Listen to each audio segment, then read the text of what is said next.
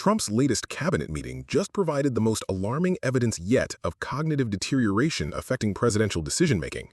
What he said about eggs, windmills, and gas prices reveals a mind struggling to maintain coherent thought patterns while managing critical national issues.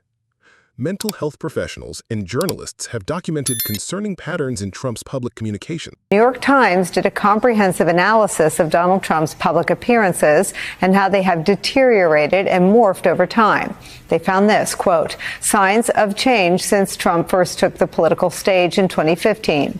Quote, he has always been discursive and has often been untethered to truth, but with the passage of time, his speeches have grown darker, harsher, longer, angrier, less focused, more profane, and increasingly fixated on the past. Quote, Donald Trump rambles. Recent public statements demonstrate increasingly disconnected reasoning. Venezuelan killers, street gangs, occupying the town with MK-47s. I know that gun very well. I got to know it very well. And alarms are sounding at a deafening level now over the disgraced, twice impeached, 4 times indicted ex-president and his increasingly disconnected from reality, rambling, difficult to track. The nuclear is the biggest single problem the world has, not global warming where the ocean will rise 1/8 of an inch in the next 500 years. You know, these people are crazy. The biggest problem we have is nuclear warming. Analysis reveals systematic patterns of confusion and fabrication. Nuclear warming isn't a thing. Didn't correct her once, and they corrected me everything I said practically. And I think 9 times or 11 times. And the audience was absolutely, they went crazy. And as the New York Times points out, quote, the debate was held in an empty hall. No one, quote, went crazy, as Trump put it, because no one was there, end quote. Peter Baker of the New York Times writes this, quote, anyone can misremember, of course, but the debate had been just a week earlier at the time Mr. Trump made those remarks, and a fairly memorable moment. And it was hardly the only time Trump has seemed confused, forgetful, incoherent, or disconnected from reality lately. He repeats himself. He roams from thought to thought, some of them hard to understand, some of them unfinished, some of them factually fantastical.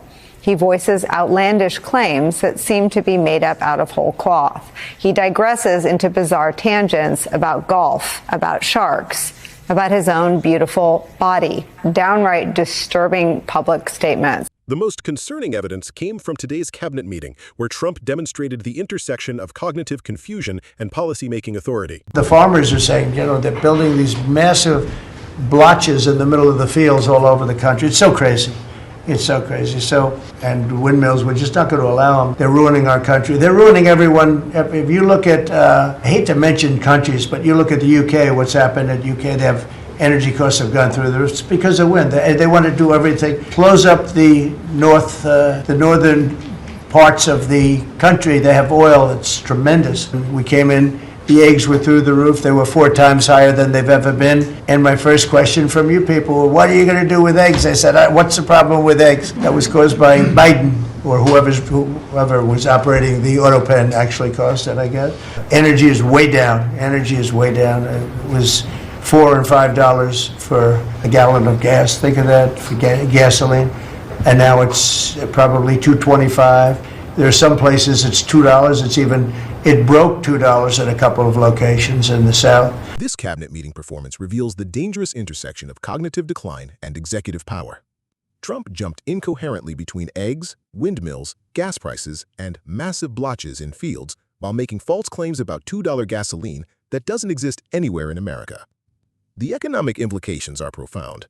Policy decisions affecting energy, agriculture, and trade are being made by someone who confuses basic facts and creates imaginary data points. When the person responsible for nuclear weapons and international negotiations refers to nuclear warming and fabricates audience reactions at empty debates, institutional safeguards become critical. This isn't partisan politics. It's a question of cognitive capacity to handle the complex responsibilities of presidential decision-making in an interconnected global economy. Subscribe and hit that notification bell to track how cognitive fitness affects presidential decision-making and economic policy. Comment below. Do you think these communication patterns raise concerns about executive capacity? Your observations contribute to important discussions about leadership and institutional stability.